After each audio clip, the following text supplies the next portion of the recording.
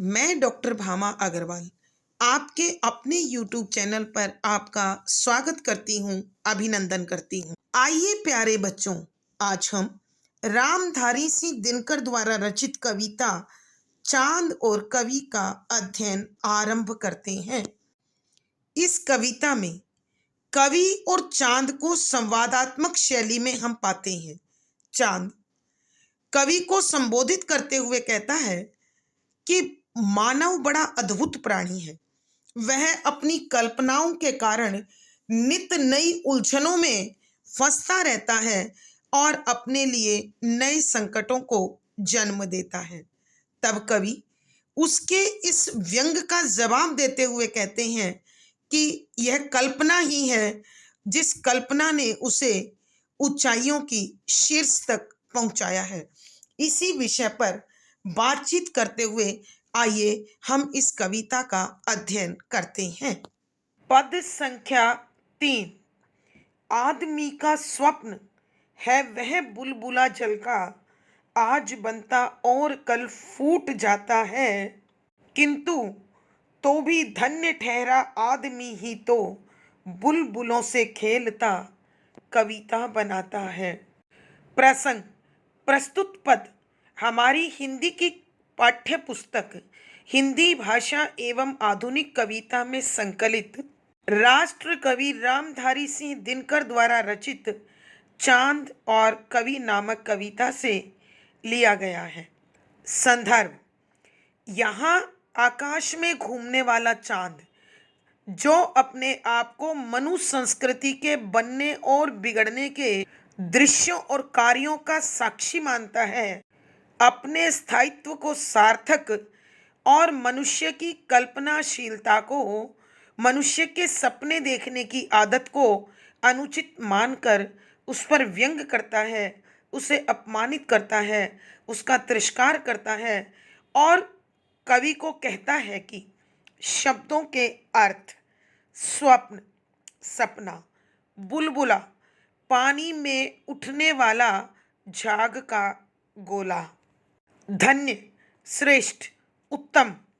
व्याख्या: यहाँ कवि और चांद दोनों आपस में बातचीत कर रहे हैं और चांद कवि से मानव की कल्पनाशीलता पर, कल्पना में उसके सपने बुनने की आदत पर व्यंग करता है।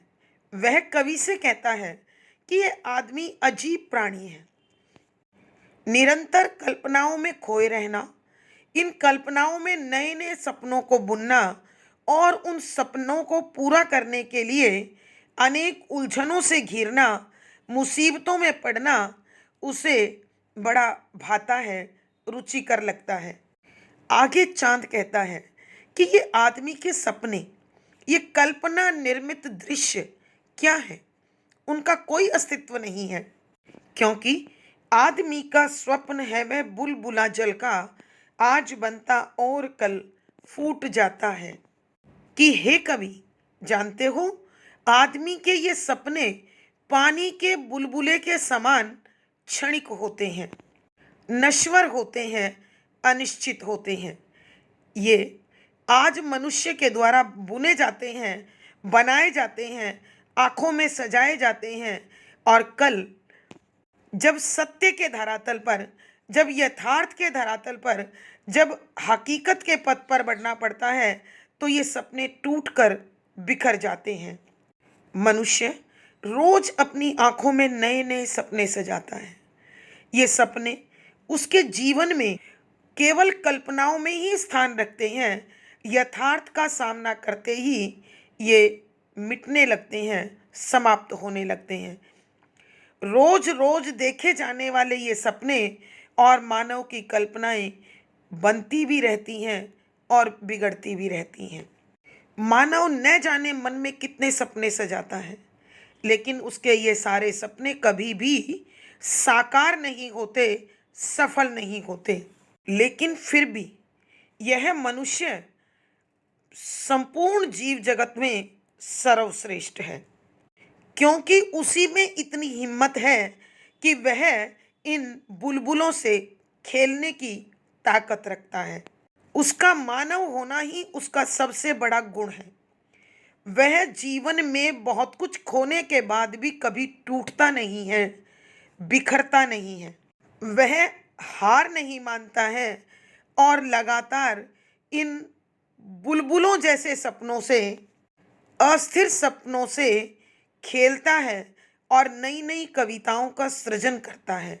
अर्थात कवि कहता है कि मानव में कल्पना के आधार पर साहित्य रचना का जो गुण है, जो वह साहित्य की रचना करता है, वह रचना अपने आप में बहुत ताकतवर होती है और नई पीढ़ियों को, भावी पीढ़ियों को, भविष्य को धरोहर के रूप में मिलती है और उनमें पूजा का स्थान ले लेती है, प्रेरणा का स्रोत बनती है, आदर्श बनती है। भावार्थ, कवि के कहने का भाव यह है कि चंद्रमा एक तरफ मानव के स्वप्नशीलता पर, कल्पनाशीलता पर व्यंग करता है, उसका अपमान करता है, और दूसरी ओर कल्पना आधारित उसकी रचनाओं का वह वंदन करता है। विशेष, यहाँ कवि ने मनुष्य की कल्पनाओं में सपने देखने की प्रवृत्ति पर व्यंग किया है। सरल, सहज, प्रवाहमयी खड़ी बोली है। यहाँ व्यंजना शब्द शक्ति है, शांत रस प्रसाद गुण है। अलंकार, आदमी का स्वप्न, प्रश्न अलंकार, बुलबुला जल का रूपक अलंकार, बुलबुले की अस्थिरता स्वभावोक्ति अलंकार, बुलबुलों से खेलकर कविता रचना व्याज स्तुति अलंकार का सुंदर सटीक प्रयोग हुआ है। संवादात्मक शैली का निर्वाह किया गया है।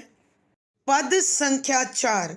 मैंने बोला किंतु मेरी रागिनी बोली, चांद फिर से देख मुझको जानता है तू, स्वप्न मेरे बुलबुले हैं, है यही पानी, आग को भी क्या नहीं पहचानता है तू।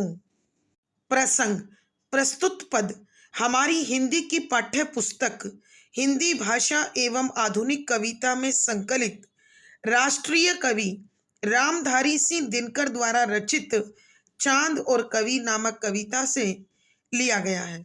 संदर्भ, संवादात्मक शैली में रची गई इस कविता में एक रात चांद और कवि की बातचीत का उद्घाटन किया गया है। यहाँ चांद बड़ी बड़ी बातें कर रहा है, अपने आप को मनु संस्कृति का साक्षी मान रहा है, शाश्वत मान रहा है और मनुष्य की कल्पनाशीलता को निरर्थक, सारहीन और बुलबुलों से खेलने जैसा एक विचित्र कार्य मानकर मानव समाज पर, मनुष्य के स्वभाव पर व्यंग करता है और उसके इस स्वभाव का मजाक उड़ाता है, उपहास बनाता है। तब कवि की वाणी उसका उत्तर देते हुए कहती है कि शब्दों के अर्थ, रागिनी गीत अथवा कविता, स्वप्न सपने, आग से यहाँ अभिप्राय नव निर्माण की शक्ति से है। व्याख्या, यहाँ कवि कहते हैं कि मैं तो चांद की बातों को सुनकर चुप रहा, उसके व्यंग, उसके मानव के स्वभाव पर उठाई गई उंगली मैंने चुपचाप सहन कर ली, लेकिन मेरी कविता यह उपहास, यह तिरस्कार, यह अपमान सहन न कर सकी। वह यह सब सुनकर चुप न रह सकी और चांद को संबोधित करते हुए कहने लगी, अरे चांद, क्या बड़ी बड़ी बातें करता है, क्यों व्यर्थ डींग हाँकता है, क्या तू मुझे पहचानता है, मेरी शक्ति को जानता है। मैंने बोला किंतु मेरी रागिनी बोली, चांद फिर से देख मुझको जानता है तू, कि तू एक बार मेरी ओर ध्यान से देख और मुझे पहचानने की कोशिश कर। क्या मैं तुझे सिर्फ पानी का बुलबुला नजर आती हूँ? तू जिन सपनों को, जिन कल्पनाओं को पानी का बुलबुला मान रहा है, अस्थिर मान रहा है, चंचल मान रहा है, क्षणभंगुर मान रहा है, नश्वर मान रहा है, नाशवान मान रहा है। ये बुलबुले अपने अंदर अद्भुत शक्ति छिपाए हुए हैं। ये वही बुलबुले हैं जो अपने अंदर आधा शक्ति छिपाए हुए हैं। अंतहीन सामर्थ्य है, अद्भुत जिजीविषा है। मिटकर भी ये कभी निराश नहीं होते, हार नहीं मानते, अपने आप को बिखरने नहीं देते, अपने अस्तित्व को बार बार रचते हैं और बार बार तुम जैसे उपहास उड़ाने वाले लोगों को अपने आप से परिचित कराते हैं। तू वास्तव में मेरी शक्ति से परिचित नहीं है। बेशक हम पानी के बुलबुले पानी में बनते हैं और पानी में वापस समा जाते हैं, लेकिन समाते ही नष्ट नहीं होते, पुनः उठते हैं। यदि तू कहता है कि तुम हमें अच्छी तरह से पहचानते हो, हमें जानते हो, तो यह तेरी सबसे बड़ी भूल है। स्वप्न मेरे बुलबुले हैं, है यही पानी, आग को भी क्या नहीं पहचानता है तू।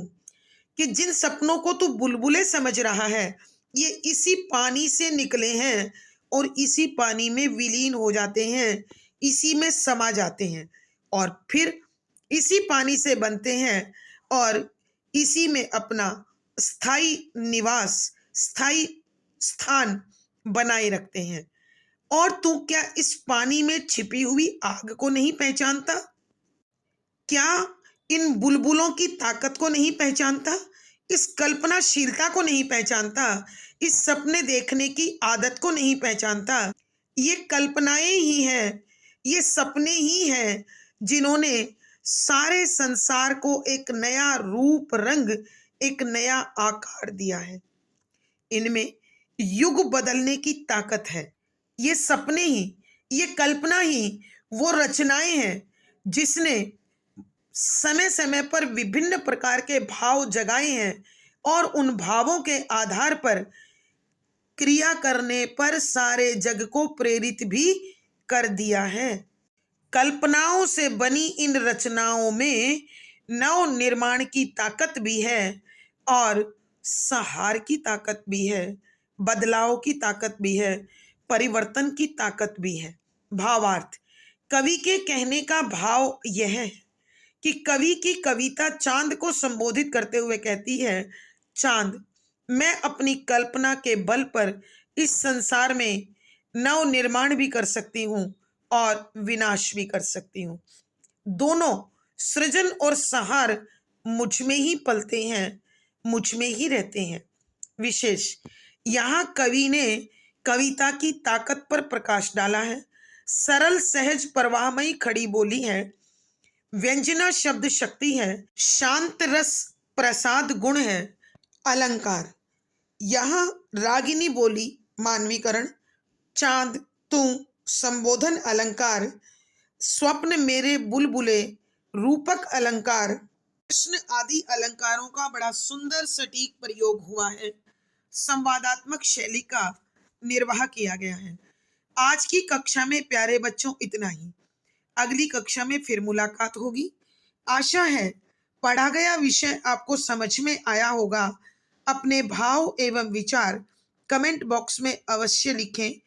वीडियो को शेयर करें, लाइक करें और ऐसी ही शैक्षणिक वीडियो के लिए चैनल को सब्सक्राइब करें। आपका दिन और जीवन मंगलमय हो, इसी शुभकामना के साथ धन्यवाद, आभार।